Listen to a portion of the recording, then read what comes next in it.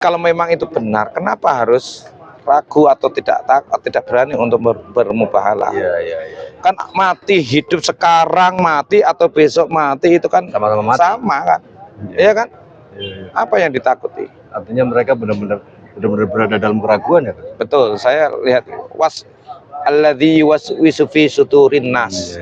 Jadi itu saya melihatnya mereka itu ada kegundahan, keraguan di dalam hatinya, di dalam dadanya. Di offline gitu. Offline. Nggak usah kalian cocot, rasakan bantah. Kalau yakinkan kami dengan mubahalah sampean, ayo aku juga akan meyakinkan dirimu untuk keyakinan saya biar sampean. Tapi kalau tidak ya kita mubahalah. Jawabannya apa? Itu bukan ajaran kami. Itu bukan ajarannya yang kami bisa terima. Wallahi demi Allah itu seperti jawabannya. TV Al-Waha Hot Inspiration. Assalamualaikum warahmatullahi wabarakatuh. Sedulur TV Al-Waha dimanapun Anda berada, dari kawasan Sejuk Buniwah Kerajaan Kecamatan Bojong Kabupaten Tegal Jawa Tengah, inilah channel TV Al-Waha Hot Inspiration. Masih tetap kembali bersama saya Bahril Ulum dalam segmen acara Sorotan Bahril, menyorot dengan hati, bahas dengan teliti.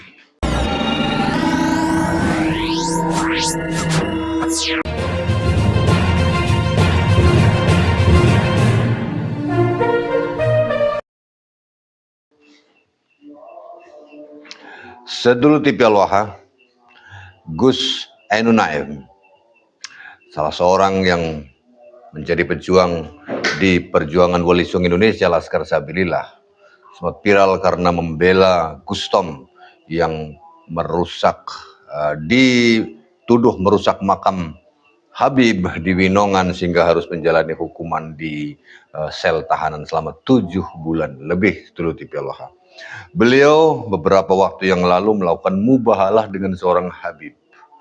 Mubahalahnya adalah apabila bahwa Gus Naim ini benar atau salah dalam meyakini Habib itu bukan keturunan Nabi Muhammad, maka dalam waktu 7 hari itu meninggal dunia. Namun ternyata sampai hari ini beliau masih sehat. Dan kemarin pada tanggal 28 Juli 2026 saya sempat ketemu dengan Gus Naim di Klarian Pemalang pada saat acara bersama Kiai Roma Irama. Nah, sedulur TV Al-Waha, kita akan saksikan bagaimana pendapat Gus Naim, kenapa beliau berani bermubahalah dan tidak mati-mati sampai hari ini. Namun sebelumnya saya informasikan terlebih dahulu, bagi Anda yang ingin mendukung kegiatan kami, insya Allah kegiatannya bernama Tabligh Akbar Kesaktian Pancasila dan Apel Kebangsaan 10.000 Laskar Sabilillah yang akan dilaksanakan pada tanggal 1 Oktober. Silahkan Anda mendapatkan ini, Kodi Bag Kesaktian Pancasila. Harganya hanya 35.000. Silahkan Anda hubungi nomor 088 221498123. Tulis pesan Kodi Bag Kesaktian Pancasila, kami akan kirim langsung COD. Demikian, terima kasih. Sekarang kita dengarkan bagaimana obrolan saya dengan Gus Naim. Ini dia sedulur TV Al-Waha. Punten Gus, mumpung ketemu ini di Pemalang kita hari ini sedulur. Beberapa waktu yang lalu beliau telah bermubahalah, dalam waktu seminggu meninggal dunia. Tapi nyatanya sampai hari ini masih hidup. Bagaimana Gus jenengan menanggapinya? Ya, assalamualaikum warahmatullahi wabarakatuh. Waalaikumsalam warahmatullahi wabarakatuh. Yang namanya mubahalah itu kan di dalam hukum syariat itu diperbolehkan, sebagaimana yang pernah Rasulullah juga menjalani, sebagaimana juga termaktub dalam Al-Quran kan, itu. Jadi isi mubahalah itu kan saling melaknat, ya. Dan kita juga meminta untuk dimatikan Allah itu kalau dikabulkan sama Allah kan. Ya, mati dan tidak itu kan urusan Allah, bukan urusan kita. Itu yang pertama. Jadi kalau kami, saya pribadi, kalau Ainun Naim tidak pernah ragu, sebiji dzarrah pun kami tidak akan pernah ragu atas kebenaran yang kami perjuangkan ini. Iya. Jadi itu. Jadi kenapa di dalam pembahasan diskusi di komal-komal TikTok, Iya.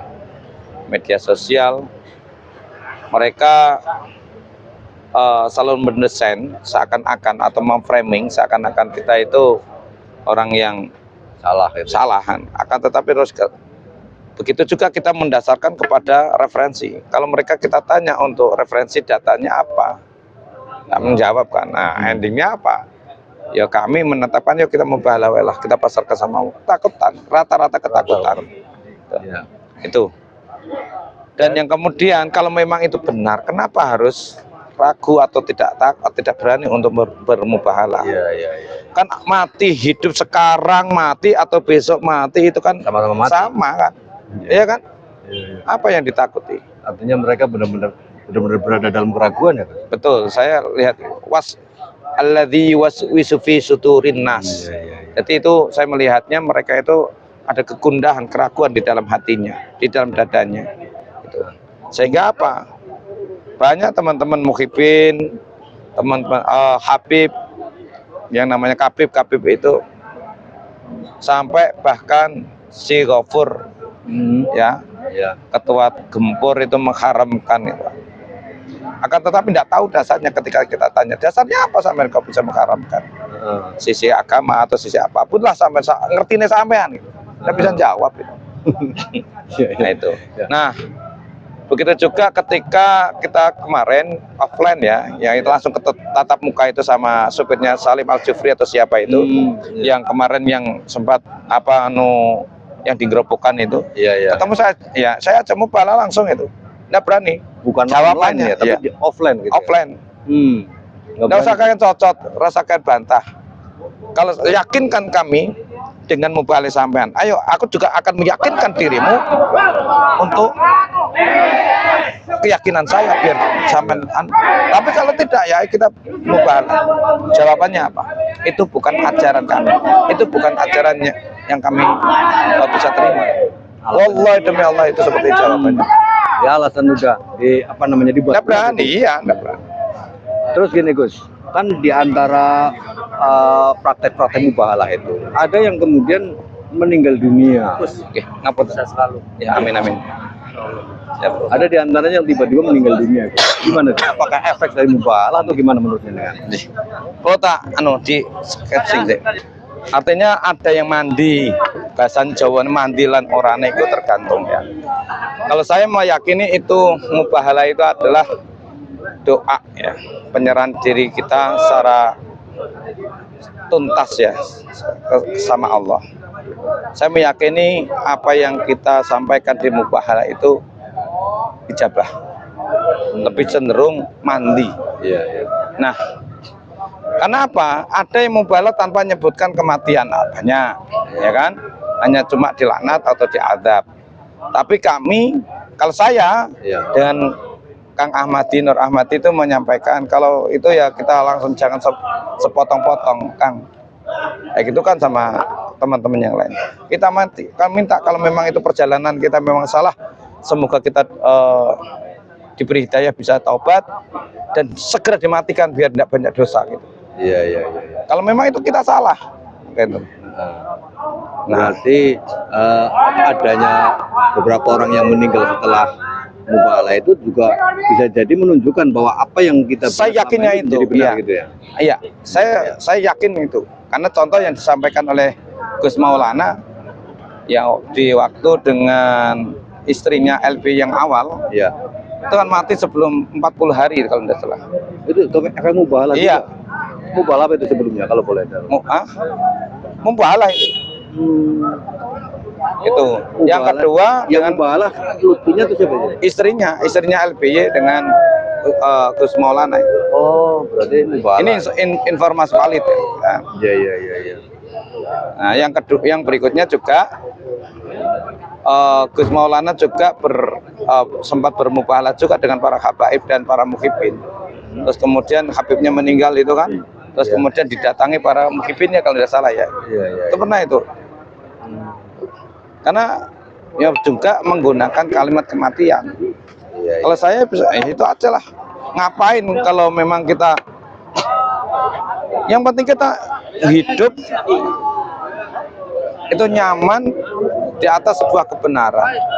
Kalau kita hidup di atas sebuah ketidakbenaran atau kemungkaran, ngapain kita hidup lama-lama? Gitu loh. Kalau itu prinsip saya. Jadi saya zahir batin, lahir batin saya tidak akan pernah takut sebesar pun, ya. Apalagi fisik, ya, apalagi mubahalah, kita pasrahkan sama Allah.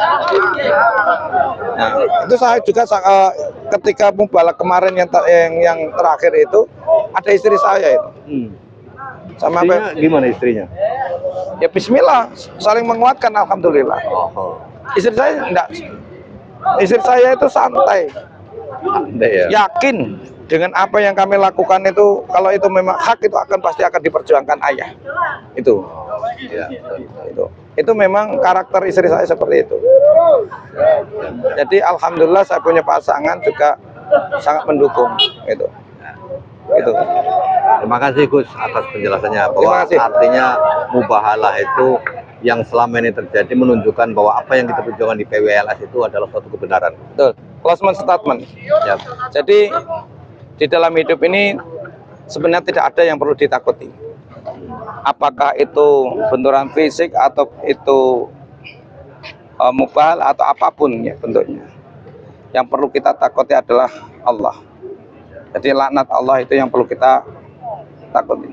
Jadi jangan pernah takut kepada siapapun, jangan pernah takut kepada makhluk apapun kecuali kepada Allah wa Rasulih sallallahu alaihi wasallam. Itu Allahumma fiqla aqam dari. Wassalamualaikum warahmatullahi wabarakatuh. Demikian dulu TV Al-Wahhab, obrolan saya bersama dengan Im, tokoh yang menjadi juru kunci di antara kasusnya Gus Tom dahulu. Ternyata beliau memiliki keyakinan yang sangat kuat tentang mubahalah ini. Saya Bahrul bersama Gus Naim. Assalamualaikum warahmatullahi wabarakatuh. Nah, demikian tadi Sedulur TV Al-Wahhab, obrolan saya dengan Gus Naim, bahwa boleh disimpulkan mereka-mereka itu yang masih meyakini Habib sebagai keturunan Nabi Muhammad SAW saat ini berada dalam keraguan yang akut. Sudah jadi mukibin akut, ragunya juga akut. Kenapa? Mereka nggak berani mubahalah. Kalau toh berani mubahalah ya terpaksa banget itu loh. Terpaksa banget. Karena apa? Kita secara ilmiah, secara data-data semuanya sudah diunjukkan. Tapi mereka tidak mau membacanya. Artinya mereka memang belum sampai hari ini, sampai detik ini, Anda yang masih mengakui Habib itu sebagai keturunan Nabi, itu belum melakukan perintah Allah. Surat pertama yang turun di Gua Hira, yaitu Iqra. Mereka belum membaca. Dalam arti mereka belum membaca, bukan hanya sekedar membaca data-data, tetapi membaca situasi, bagaimana membaca akhlak mereka, bagaimana membaca sepak terjang mereka yang berbahaya bagi bangsa ini. Jadi kepada panjenengan para mukhibin, cobalah baca, baca dan baca. Ya, baca dan baca supaya tahu. Nggak harus baca kitab. Nggak harus baca kitab gundul, nggak harus baca tesis Kiai Haji Maduddin Usman Al-Bantani, tapi baca sekeliling Anda, baca sepak terjang mereka, baca apa yang mereka ucapkan dalam ceramah-ceramahnya, lalu gunakan pikiran Anda. Apakah apa yang mereka sampaikan dalam ceramah-ceramah Habib-Habib itu masuk akal, meninggikan Islam, atau justru merendahkan Islam? Kalau Anda waras, Anda pasti akan menyimpulkan bahwa kebanyakan ceramah-ceramah Habib yang mengeluarkan doktrin-doktrinnya sesat, mengisahkan hurufat-hurufat yang sesat, itu bukan meninggikan Islam, tapi sedang menghancurkan Islam itu sendiri. Saya Bahrul Ulum. Assalamualaikum warahmatullahi wabarakatuh.